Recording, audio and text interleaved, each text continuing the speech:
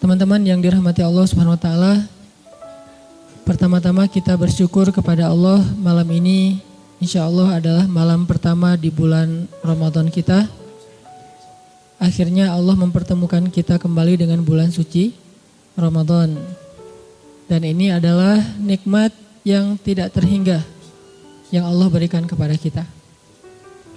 Kalau kita terbiasa mensyukuri nikmat materi, ketika Allah kasih kita pekerjaan, ketika Allah kasih kita keuntungan dalam dagang, bisnis, ketika Allah kasih kita rezeki, sesungguhnya Ramadan itu lebih berharga daripada uang ataupun materi emas dan perak,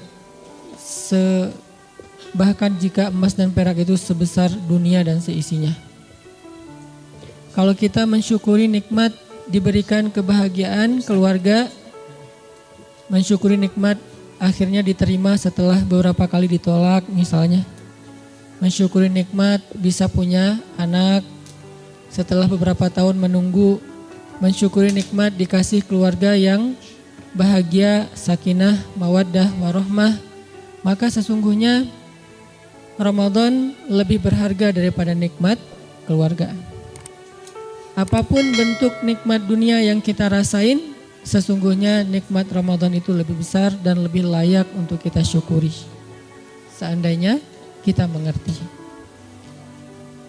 Makanya setiap datang bulan Ramadan, tidak ada yang gembira terhadapnya kecuali di dalam hati mereka ada iman.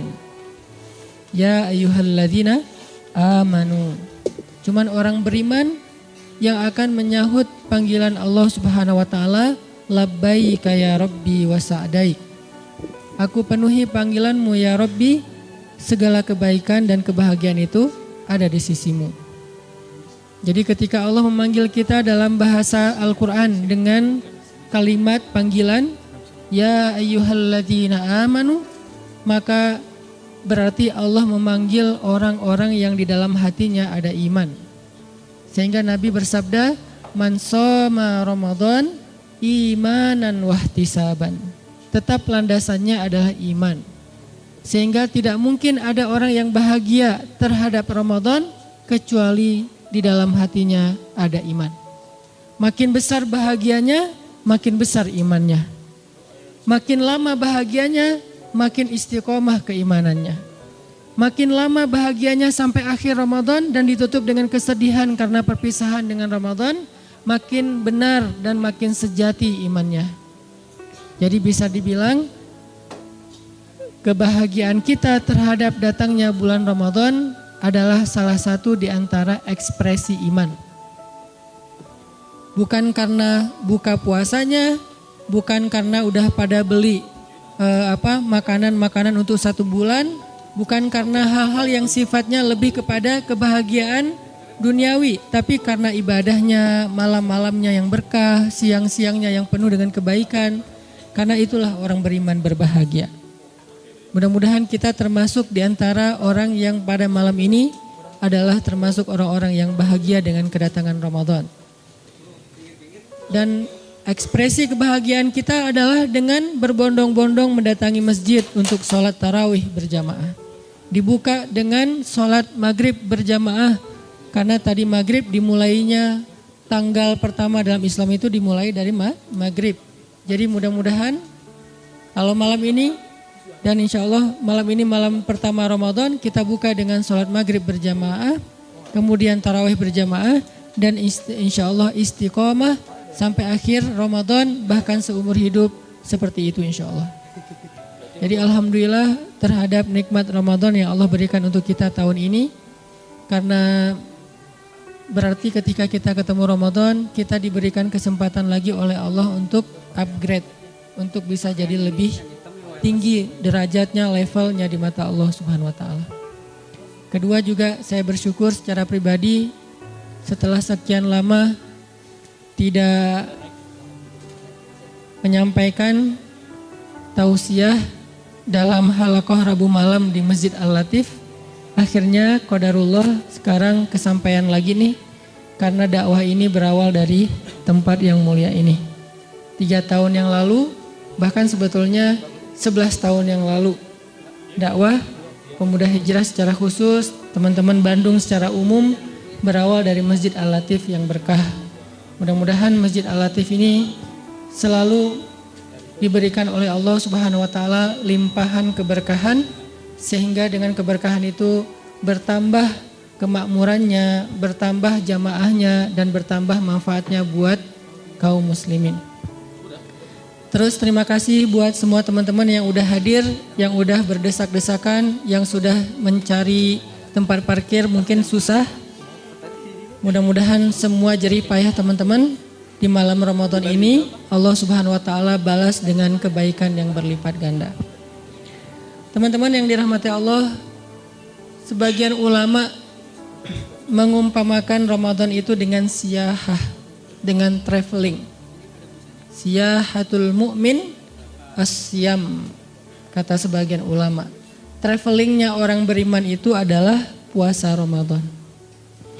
Jadi ada ulama atau sebagian ulama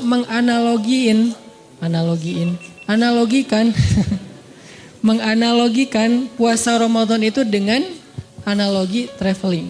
Dan ini kayaknya kita banget nih. Kenapa saya ngambil angle ini? Karena saya senang traveling. Kayaknya lebih bisa menjiwai gitu. Kalau kita umpamakan Ramadan itu dengan sebuah traveling, coba kita cari tahu dulu gimana sih caranya kita bisa dapat trip yang penuh dengan kesan. Kita bisa enjoy dengan sebuah traveling yang kita lakuin.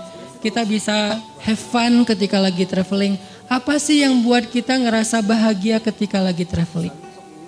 Apa yang kita lakuin supaya traveling kita itu berkualitas? Apa yang kita lakuin supaya ketika kita have trip, ketika kita ngelakuin traveling itu kita bisa enjoy banget? Nih kalau analoginya dengan siyahatu al-mu'min, travelingnya orang yang beriman. Yang pertama, kalau kita pengen traveling itu biasanya kita akan coba milih travel agent mana yang kita bakalan pakai jasanya. Sama kayak orang umroh tuh kan banyak banget tuh iklan-iklan umroh tuh. Kita bakalan membanding-bandingkan itinerary-nya, program-programnya, pembimbingnya siapa, terus juga fasilitasnya apa aja, sampai rate-nya berapa. Kita ngebandingin antara satu agent dengan agent yang lain. Kecuali emang kita anak yang backpackeran sejati gitu ya. Cuman kalau kita pergi ke sebuah tempat yang kita belum kenal, rasa-rasanya buat orang yang seperti saya agak-agak manja, traveler manja gitu. Kayaknya nggak mau ngambil resiko deh. Kayak kemarin misalnya saya ke Turki. Terus ngambil satu trip ke daerah Kapadokia. Karena saya belum pernah sama sekali ke Kapadokia, saya nggak berani pengen backpackeran sama istri. Takutnya nanti dia ngambek karena saya ternyata nggak hafal jalan segala macam kan ya. Daripada traveling kita jadi bad mood, jadi nggak nyaman, ya udah deh kita pakai travel agent lokal. Dan ternyata benar. Seandainya saya nggak dapat advice dari agent lokal itu, saya udah pesan pesawat yang paling murah, Pegasus. Landing di Bandara Ataturk Istanbul pakai Turkish, kemudian nanti naiknya Pegasus ternyata ganti terminal atau ganti bandara. Jarak antara bandara Turkish Airlines dengan Pegasus tuh sekitar 2-3 jam. Antara 2 sampai 3 jam. Kan lumayan wasting time ya, lumayan ngabisin waktu tuh. Alhamdulillahnya karena kita pakai travel agent lokal, mereka kasih tahu jangan naik Pegasus. Mungkin lebih murah sekitar $20-30 lah. Tapi kalau nyewa taksi di sana mahal taksinya dari bandara ke bandara. Ternyata malah lebih boros dan ngabisin waktu. Oh, alhamdulillah akhirnya kita pakai Turkish dengan bagasi yang lebih banyak 20 kilo. Kalau pakai Pegasus cuma 10 kilo. Berarti barang kita yang dari Indonesia harus dititipin dulu di bandara. Kalau dititipin cost lagi gitu kan. Hal-hal yang kayak gini itu butuh advice, konsultasi dengan travel agent lokal. Sehingga ketika kita pakai jasa travel agent, kita tinggal tunggu beres doang, ngikutin aja program mereka. Itinerary-nya ketika di Kapadokia ngapain, nanti hari pertama kemana, hari kedua kemana, dibawa jalan kemana, nanti makannya di restoran lokal yang mana. Mudah, kita tinggal ngikutin doang sehingga perjalanan kita nyaman dan bisa menikmati. Kebayang gak kalau misalnya saya travelingnya di kota yang saya belum kenal, terlalu backpackeran. Yang pertama tadi udah bete gara-gara ganti terminal pesawat. Bete lagi ternyata cuma 10 kilo, gak 20 kilo bagasi. Bete lagi pas keluar turun landing di Kapadokia, ternyata harus naik taksi dulu jauh 1 jam ke Goreme, kota tempat wisatanya. Belum lagi nanti nyari-nyari hotel go show gitu kan lebih mahal daripada pesan duluan lewat agent segala macam. Pokoknya banyak BT-nya lah. Sehingga nggak maksimal. Begitu juga dengan siyahatul Ramadan, traveling bulan Ramadan. Dari awal sekarang nih, coba kita tentuin travel agent mana yang kita bakal pakai jasanya untuk traveling Ramadan kita. Apa maksudnya Ustadz? Pilih masjid, pilih komunitas, pilih program Ramadan mana yang paling cocok buat kita yang udah banyak banget di Bandung.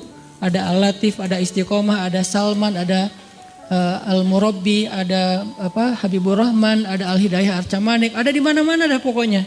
Kita tinggal pilih travel agent Ramadan ini mana yang itinerary-nya paling cocok sama kita, yang mungkin kalau emang ada biaya infak untuk operasional rate-nya berapa, yang mungkin juga siapa pembimbingnya di situ. Sehingga dengan travel agent Ramadan kita tinggal ngikutin aja itinerary-nya, itinerary khataman 30 juz, itinerary misalnya nanti ada program belajar Al-Quran, belajar hadis, belajar apa, itinerary itikaf, itinerary apa, kita tinggal milih di antara travel agent. Ini lebih mudah buat Ramadan kita daripada kita Ramadannya backpackeran.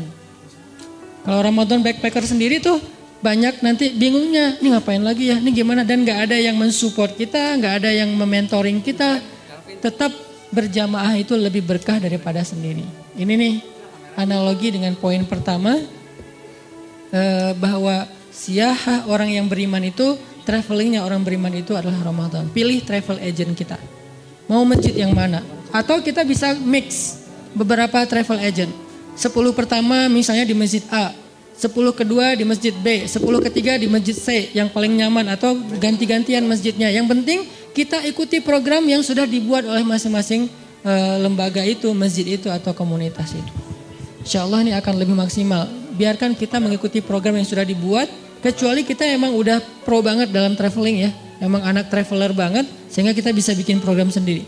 Dan selain program yang udah dibikin sama travel agent Ramadan itu, kan masih ada banyak free time ya, yang kita bisa memprogram diri sendiri. Kayak misalnya program dari masjid tertentu, pagi kita tilawah bareng-bareng, nanti kan siang masih free time sampai sore. Nanti sore ada kajian hadis, menjelang berbuka, membaca hadis-hadis keutamaan Ramadan, puasa, tahajud segala macam. Dan itu kan kita kalau ngelakuin sendiri agak-agak boring kan, agak-agak garing krik-krik gitu kan. Tapi berhubung ngelakuinnya bareng dengan yang lain di sebuah grup, jadi bisa saling mentertawakan. Kayak orang lagi umroh tuh ngetawain temennya yang tadi tawaf berapa kali, yang tadi mau cium hajar aswad terus nggak jadi karena kebanting ke belakang, yang ngetawain temennya apa, yang cerita, banyak cerita kan kalau lagi satu grup. Tapi kalau sendiri agak sedikit garing sih, walaupun ini perjalanannya perjalanan spiritual. Jadi berjamaahlah, carilah sebuah program, sebuah komunitas, masjid yang kita bergabung di dalamnya, walaupun gak full 30 atau 29 hari. Ini poin pertama teman-teman, untuk memaksimalkan traveling Ramadan kita. Kedua, kalau di umroh haji itu ada istilah manasik ya. Jadi sebelum orang berangkat ke sana, di sini ada Ustadz Luman yang lebih pro dari saya nih dalam bab umroh. Punten Ustadz. Kalau mau berangkat umroh itu kan suka ada manasik. Kadang-kadang sekali, 2 kali, kalau haji bahkan beberapa kali secara reguler. Apa fungsi manasik? Supaya kita belajar tentang fikih ibadah selama kita berada di umroh. Dan ternyata manasik ini walaupun istilahnya identik dengan umroh dan haji, tapi juga berlaku dalam puasa Ramadan. Kita perlu belajar dulu nih. Jangan-jangan apa yang pernah kita baca tahun lalu udah lupa. Kayak misalnya kalau udah yang standar lah ya. Kalau udah witir pas tarawih masih boleh witir lagi enggak Ustadz? Standar kan? Ini setiap tahun dijawab tapi setiap tahun ditanya gitu. Ustadz imsak itu yang mana? Pas bunyi telolet atau pas azan. Nah ini dari tanya terus setiap tahun udah ada jawabannya. Terus Ustadz kalau misalnya kita, maaf buat yang udah nikah, yang jomblo tutup telinga dulu. Buat yang udah nikah kalau ciuman di siang hari batal puasa enggak? Saya bilang ciumannya gimana? Coba diperjelas, ada videonya enggak? Modus ya. Ternyata udah pernah ditanya juga oleh sahabat kepada Nabi. Gimana kalau misalnya kita azan subuh artinya udah lewat waktu imsak. Tapi kita masih belum mandi besar, masih junub. Apakah puasa kita sah? Pertanyaan-pertanyaan yang lebih kepada tutorial puasa.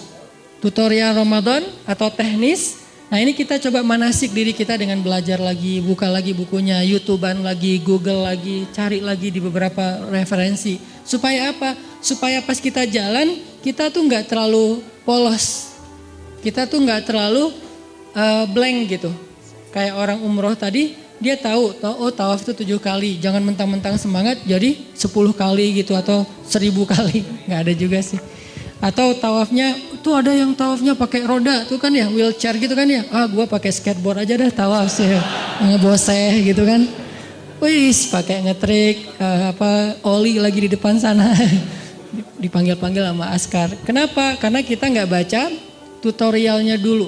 Sama kayak cewek-cewek yang mau berhijab kan biasanya baca tutorial hijab kayak gimana. Atau lihat di YouTube, oh hijab yang kayak gini bagus tuh, yang sebelahnya dikasih kayak bunga mawar gitu, sebelahnya bunga kaktus gitu, ada 2 model bunga gitu kan. Oh ternyata begini cara pakai jilbab yang kekinian, yang lagi ala-ala apa gitu. Nah ini semuanya butuh baca tutorial dan kita bekali diri kita biar nggak terlalu awam. Sehingga nanti kayak misalnya apakah batal puasa kalau kita membersihkan mulut kita dengan pasta gigi atau cukup dengan air aja. Tapi kalau airnya kebanyakan ketelan gimana? Pas lagi wudhu kumur-kumur ketelan dikit sih dan rasanya segar gitu gimana gitu. Gak sengaja sih Ustadz, cuman sering gitu. Itu gimana hukumnya? Nah kayak gini-gini cari aja, jangan tanya saya ya. Coba cari, kita googling bareng-bareng. Nanti insya Allah juga akan ada kajian-kajian yang banyak. Sebagiannya akan dibahas oleh para Ustadz. Intinya bekali diri kita. Sama kayak kita misalnya mau traveling ke satu daerah, cari tahu dulu tentang daerah itu kan. Kayak misalnya kita mau kemana gitu, mau ke Jepang, mau ke New Zealand, kita udah baca di sana tuh ada objek wisata apa aja sih, ada spot apa aja sih yang seru, yang bisa bikin perjalanannya lebih berkualitas. Oh nanti datang ke museum, oh nanti yang museum itu jaraknya sekian, kita baca itinerary-nya ini apa sih. Kayak misalnya kita ke Yordania kan ada Petra atau ada apa gitu, oh ternyata ada sejarahnya. Jadi kalau kita udah baca dulu culture-nya, sejarahnya, apa tentang kota yang kita bakal datengin, pas kita sampai di sana tuh kan lebih kerasa kan, lebih menjiwai soalnya kita udah baca tentang kota itu. Kayak orang dari dulu tuh ambisinya pengen ke Korea banget. Dia udah sering nonton drakor, udah sering K-pop, udah sering cari tahu gosip-gosip Korea apa gimana gitu. Terus yang cewek-cewek Korea yang udah muslim berhijab siapa aja di follow gitu kan ya. Di stalking, udah nikah belum ya? Oh ternyata belum, mudah-mudahan saya like first like terus. Padahal biasa aja sih buat dia.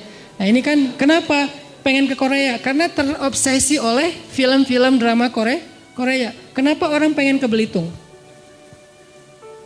Gara-gara Laskar Pelangi. Kenapa dulu orang pengen ke Mesir?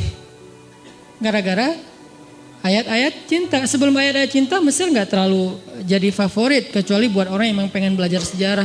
Setelah ayat-ayat cinta, gimana yang Mesir pada berbondong-bondong ke Mesir. Habis Laskar Pelangi pengen berbondong-bondong ke Belitung. Habis apalagi nanti kayak 99 Cahaya Eropa pengen kemana di Eropa teh.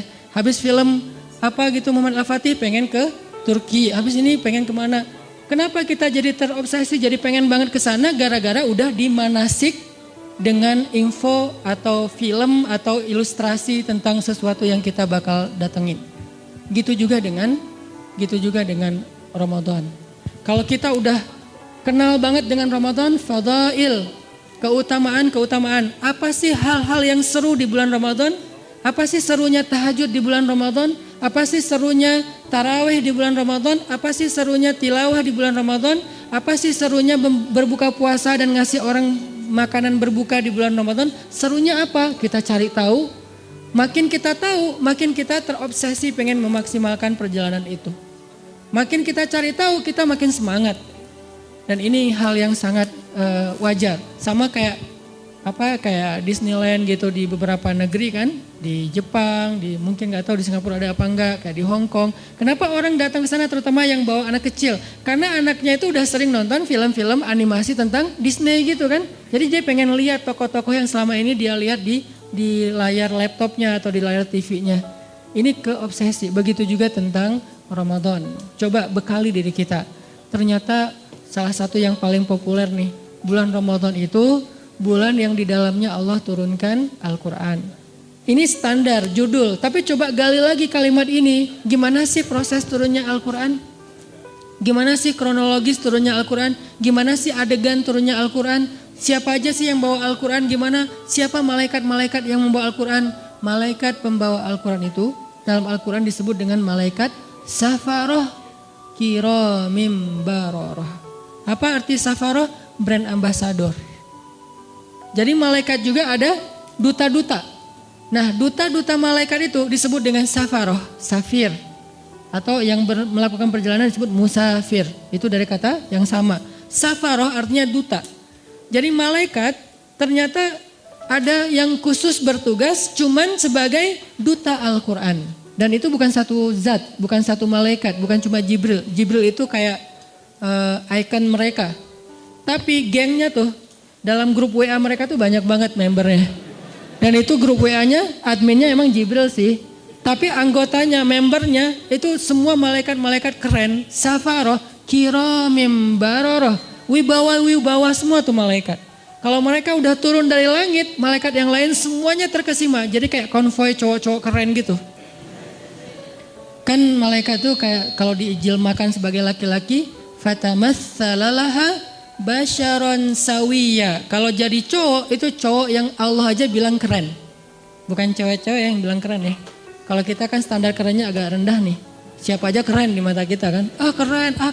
Keren. Mungkin sebagiannya jujur, sebagiannya basa-basi. Soalnya keren ya, basa-basi. Tapi ada juga sih yang jujur. Istri. Maaf ya. Nah, kalau malaikat yang bilang kerennya siapa? Allah. Allah sendiri yang bilang fatamatsalalaha basyaron sawiya. Siapa lagi yang bilang malaikat itu keren? Umar. Umar itu kan orangnya standarnya tinggi ya. Dia nggak akan gampang takjub sama fisik laki-laki kalau nggak ideal banget. Tuh Umar tuh, karena dia sendiri udah keren. Jadi orang yang keren kan kadang-kadang standarnya lebih tinggi. Pas datang Jibril menjelma sebagai laki-laki menemui Nabi dalam hadis iman, Islam, ihsan kayak gitu-gitu. Umar itu nggak ngomong loh.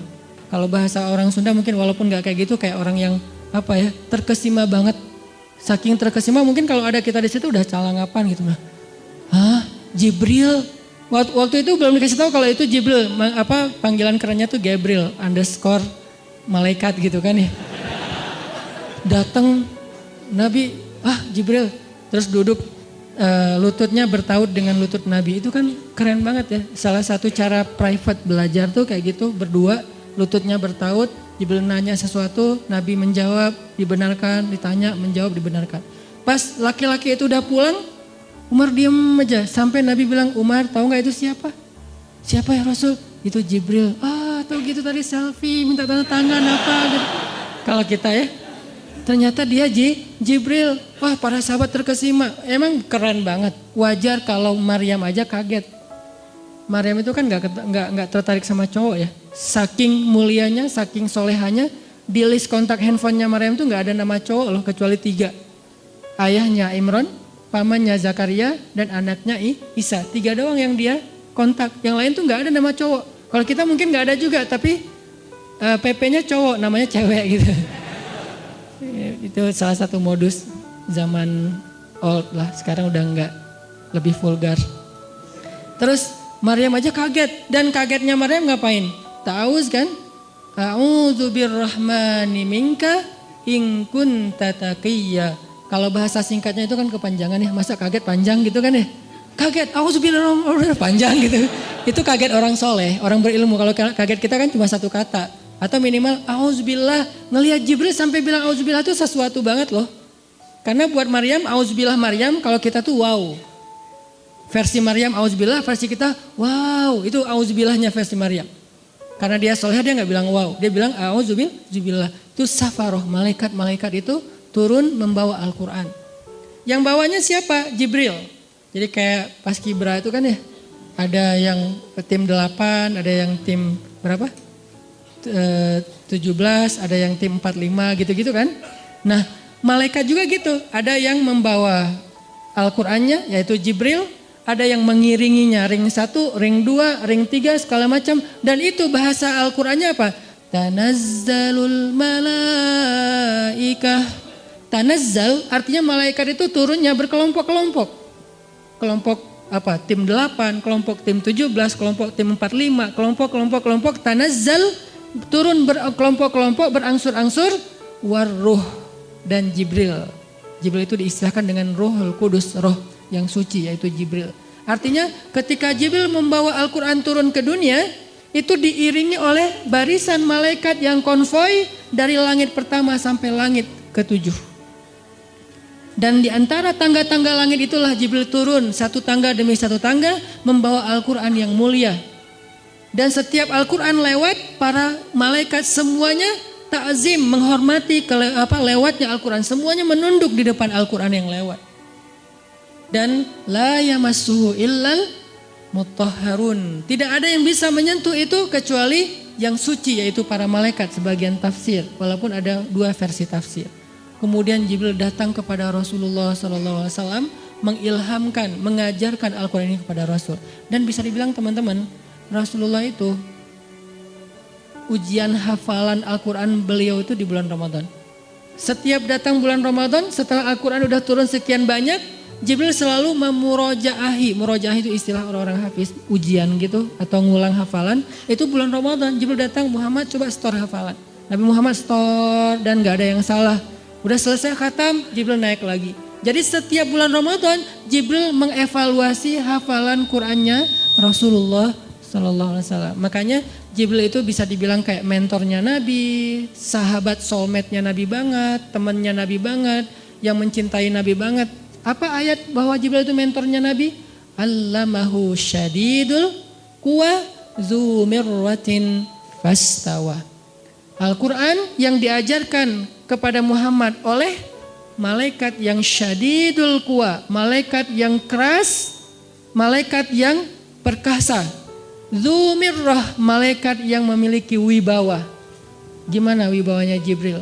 Ya kayak manusia, kalau orang yang wibawa lagi ngomong kan yang lain diem ya.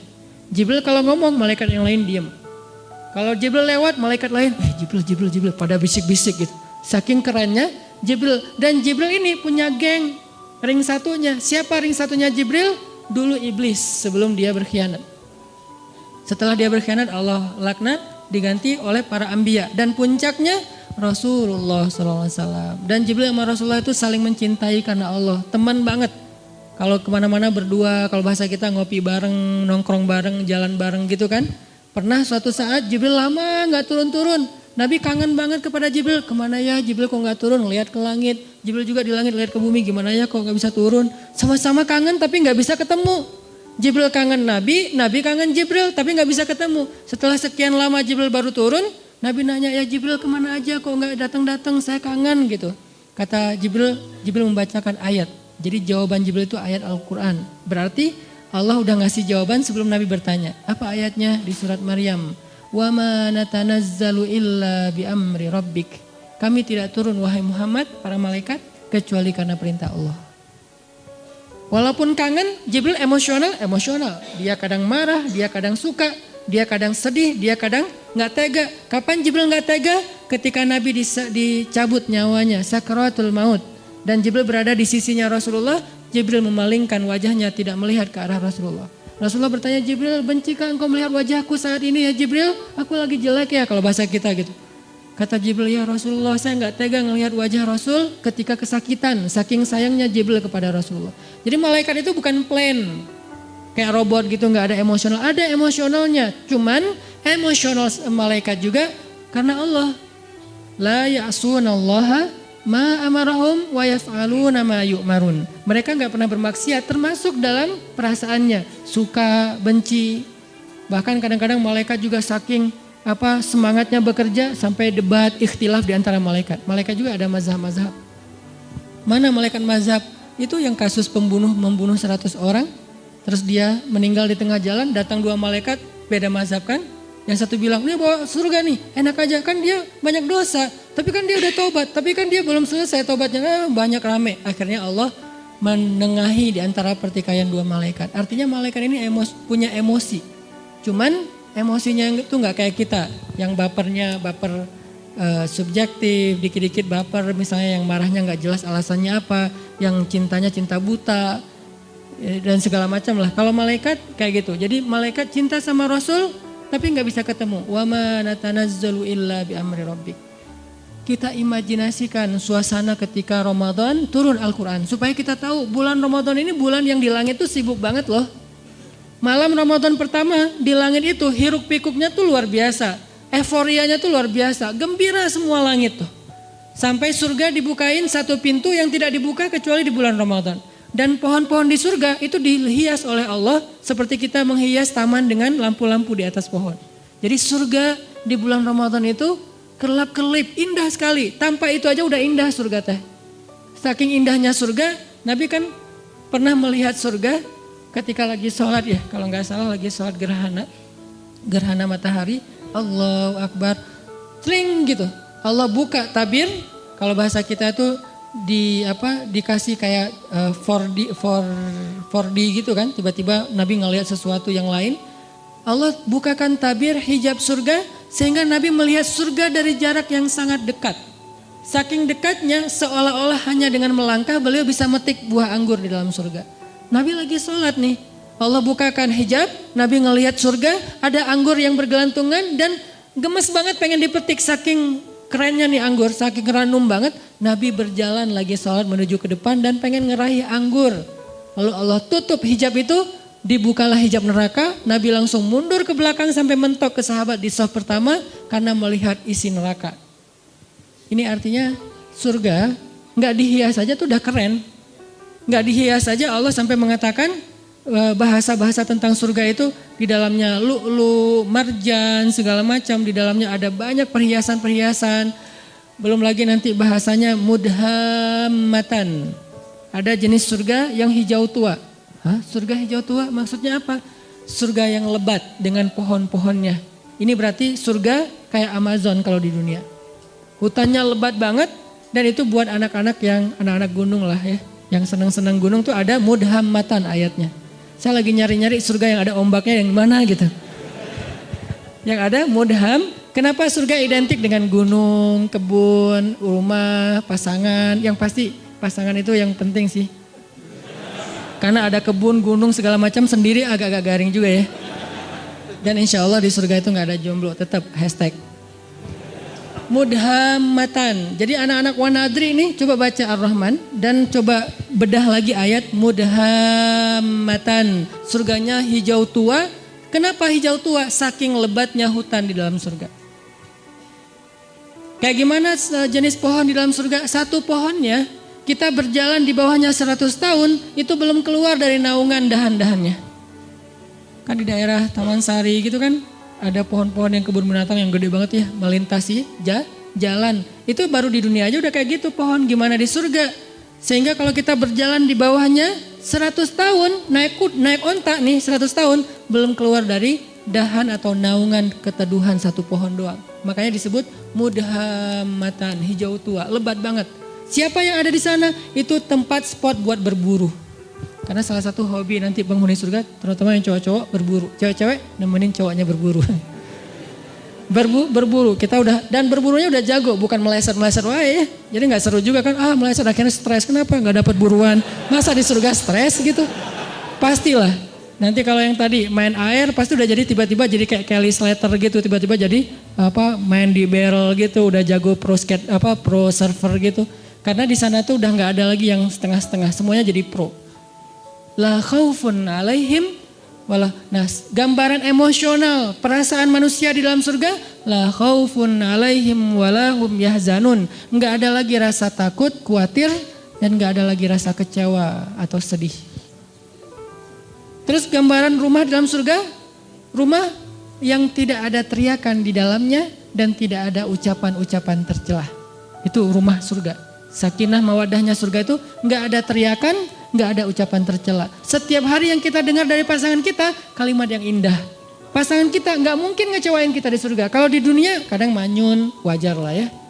Kadang salah ngomong, wajar manusia. Tapi di surga nggak ada yang kayak gitu. Semuanya nikmat. Dan malam Ramadan, surga yang indah itu Allah hias. Jadi kita bayangkan, kita imajinasikan. Kenapa Nabi ngomong sedetail ini? Supaya kita berimajinasi tentang keadaan Ramadan. Sampai yang saya pernah cerita, Nabi pernah Allah perlihatkan surga dalam mimpi kan? Dan mimpinya Nabi itu bagian dari mi'rajnya beliau naik ke langit. Ngelihat sebuah istana yang indah. Istananya tembus pandang jadi kayak kaca gitu. Kemudian di dalam istana, di sebelah istana itu ada seorang cewek lagi main ayunan. Terus Nabi nanya kepada Jibril, itu cewek itu siapa? Itu rumah siapa? Rumah Umar. Langsung Nabi memalingkan wajahnya karena ternyata itu istrinya Umar. Ini menunjukkan bahwa surga itu real teman-teman. Dan sekarang udah ada. Surga itu bukan diciptakan nanti setelah kiamat. Enggak. Surga itu salah satu di antara ciptaan-ciptaan Allah yang awal. Jadi awalun juga tuh surga, neraka, al-qalam yang kayak gitu-gitu tuh awalun loh. Yang awal-awal diciptakan. Jadi surga sekarang udah ada. Cuman beda dimensi sama kita. Kalau Allah berkehendak kita hanya perlu waktu beberapa detik untuk sampai ke sana. Kayak Nabi berisra dan mi'raj. Beda dimensi dengan kita. Jadi suasananya udah ada, nyanyian surganya udah ada. Yang isi dari lirik nyanyiannya apa? Salaman salam, salaman salam. Semua nyanyiannya kalimatnya adalah keselamatan, keselamatan, baik-baik. Nggak ada kalimat-kalimat yang jelek di dalamnya. Ini artinya Ramadan adalah bulan yang sangat istimewa di sisi Allah. Sehingga kita hayati itu teman-teman. Itu yang kedua. Yang ketiga yang ada 4 yang kita cari dalam traveling. Yang ketiga adalah bangun mood. Karena kalau kita traveling gak ngejaga mood, itu biasanya juga tadi garing kan. Walaupun tempatnya keren, fasilitasnya bagus, itinerary-nya udah lengkap banget. Tapi karena kita gak mood, kenapa gak mood? Bisa jadi tadi sakit hati, baper, bete, ada haters di followers kita. Ada yang komen negatif ke kita di akun. Sesuatu yang simple banget tapi bisa bikin mood kita hilang. Kan gak nyaman lagi ya perjalanan. Kebayang gak sih kalau orang lagi umroh, lagi traveling suami istri yang tadinya niatnya pengen honeymoon. Tiba-tiba kayak ada sedikit keributan gitu. Di dalam hotel bertengkar, akhirnya yang satu tidur di lantai di sofa, satu lagi tidur di kasur, atau pas keluar makan sarapan keluar sendiri-sendiri, terus pas jalannya masing-masing sendiri-sendiri, nggak saling menyapa. Buat apa traveling kalau kayak gitu kan nggak nyaman banget nih. Kenapa bisa jadi gini? Karena moodnya hilang. Nggak sedikit loh orang yang berangkat umroh sampai di sana malah diam-diaman. Yang tadinya udah happy-happyan, kita umroh pertama nih berdua, sampai di sana ada masalah sepele, akhirnya diam-diaman. Mungkin masalah sepelenya apa?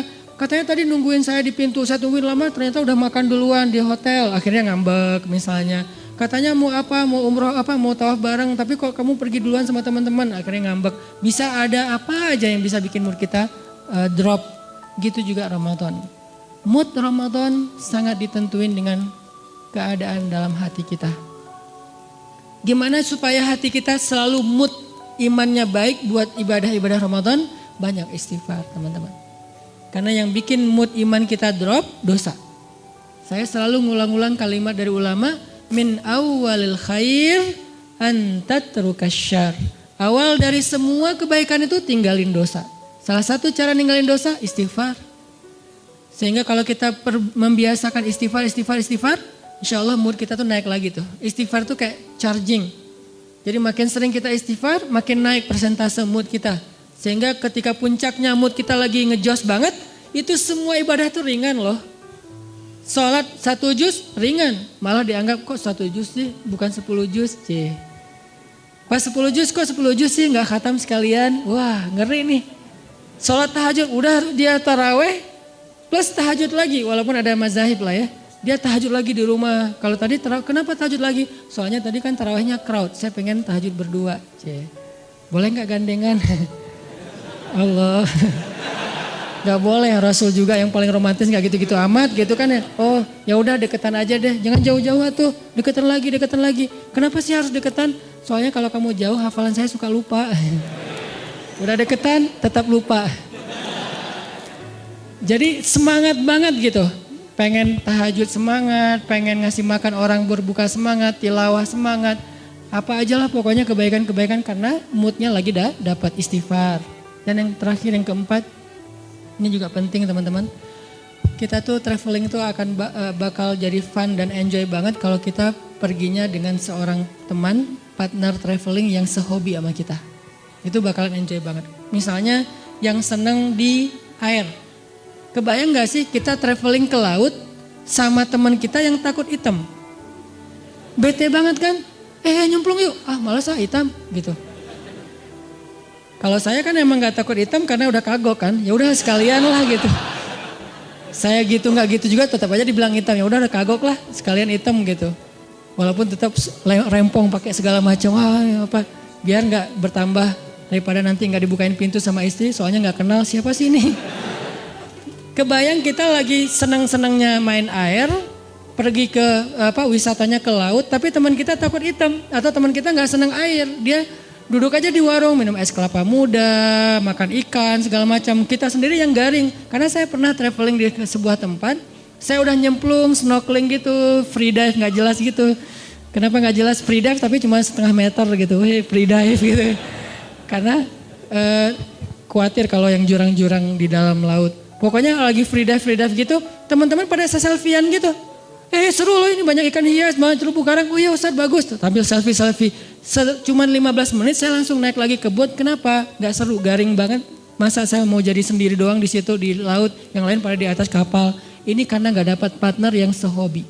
Sama kayak kita yang senang gunung, ngajak orang yang malas banget ke gunung. Kedinginan, banyak nyamuk, belum lagi nanti jurik segala macam, khawatir. Masa saya mau ke belakang, terus bangunin kita, kenapa? Takut gitu kan ya, kan gak seru banget kan, belum lagi dia lebay gitu orangnya ke gunung kayak nonton film horor, dikit-dikit peluk gitu. Ya kalau itu pasangan, kalau teman kos-kosan gitu kan geli ya. Ini gak sehobi nih sama kita nih ke gunungnya, jadi gak akan nyaman perjalanan kita trip ke gunung. Atau yang ke mall, saya sering merhatiin nih kalau lagi nganterin istri ke mall, apalagi mallnya yang agak-agak rame gitu kayak pasar baru ya. Saya kalau datang ke tempat-tempat yang crowd gitu, saya perhatiin apa? Wajah bapak-bapak. Itu semuanya kerung gitu. Ibu-ibunya beda banget nih ekspresi antara ibu-ibu sama bapak-bapak kalau di mall teh. Apalagi mallnya yang pasar-pasar gitu kan, bapak-bapaknya sambil bawa bawa bawaan gitu istrinya kan nggak bawa, jadi nggak berasa belanja banyak kan, kayak free gitu. Belum ada apa-apa yang dibeli. Si bapaknya ini apa? Makanya kan ada sunnah Nabi dalam sunnah berbelanja. Salah satunya apa? Suatu hari Nabi lagi belanja bareng dengan Abu Hurairah, ditemenin gitu. Pas Nabi udah beli sesuatu, Abu Hurairah pengen ngambil. Ya Rasul biasa bawa. Kata Nabi, seorang yang belanja membawa belanjaannya sendiri. Itu sunnah belanja. Kenapa kita bawa belanjaan sendiri? Biar tahu kalau kita udah belanja banyak. Kalau yang bawanya supir, suami atau siapa gitu, kita nggak tahu. Makanya belanja bawaan sendiri. Udah banyak akhirnya males gitu kan. Atau naruh dulu di bagasi mobil balik lagi. Tetap aja. Itu wajah bapak-bapak tuh rata-rata tuh bete banget loh. Kalau di tempat-tempat crowd gitu ya. Semuanya pada bete. Kalau seandainya mereka bisa memilih. Cuman gak dikasih pilihan sama istrinya. Seandainya bisa memilih pasti mereka mau mojok di mana gitu ngopi. Kalau udah dikasih kopi langsung cenghar lagi kan ya. Wah kopi nih. Makanya kalau partner traveling kita nggak sehobi itu nggak bakalan enjoy, pasti nggak nyaman banget. Sebentar udah langsung pengen cus, kenapa? Udah kelihatan ada wajah-wajah bete nih. Mudah-mudahan kita cari partner Ramadan kita. Siapa yang rajin tilawah? Almar'u ala dini khalilih. Seseorang itu tergantung siapa teman dekatnya. Jadi kalau partner traveling Ramadan kita senang tilawah, kita ke bawah. Senang tahajud kita ke bawah. Senang sedekah kita ke bawah. Senang kebaikan-kebaikan kita ke bawah. Cari partner traveling yang bisa bikin Ramadan kita lebih semangat, lebih lebih nyaman gitu. Dan mudah-mudahan di akhir Ramadan nanti ada satu kesempatan 10 malam terakhir. Itu kalau saya analogiin dengan traveling teman-teman. Biasanya pas kita traveling kalau dengan pasangan tuh selalu hari terakhir itu kita nggak barengan. Hari pertama barengan, kedua barengan, terus aja barengan, pegangan tangan kemana-mana nggak bisa lepas gitu. Giliran hari terakhir pasti nggak barengan. Kenapa? Karena masing-masing ngejar target. Nyari oleh-oleh yang belum dapat. Si ibunya nyari oleh-oleh buat teman-temannya, si yang cowoknya juga nyari oleh-oleh buat teman-temannya. Jadi semuanya mencar, hari terakhir biasanya mencar tuh. Masing-masing rempong sendiri-sendiri. Udah kita nanti ketemu di sini ya meeting pointnya, udah jalan sendiri-sendiri. Itu analogi sederhana berlaku juga di Ramadan. Hari terakhir yang tadinya kita barengan, berbuka puasa bareng, malam tahajud bareng. Begitu masuk asyarah min awakhir Ramadan, 10 terakhir bulan Ramadan, kayaknya kita harus berlakukan SOP traveling. Gak apa-apa deh, kali ini kita agak sendiri-sendiri. Itikaf sendiri-sendiri, maksudnya satu masjid tapi kan beda. Masa mau itikaf di sini mesra-mesraan kan agak aneh ya.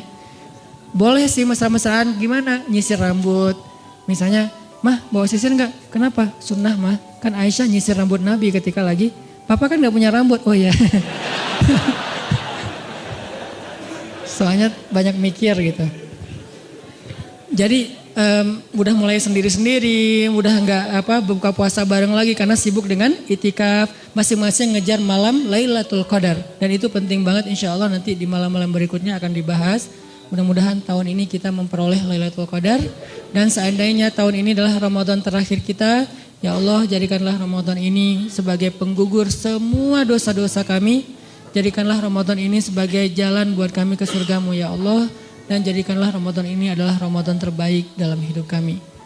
Semoga Allah memberkahi bulan Ramadan kita. Kullu am wa antum bi khair. Ramadan karim. Billahi taufiq wal hidayah. Wassalamualaikum warahmatullahi wabarakatuh.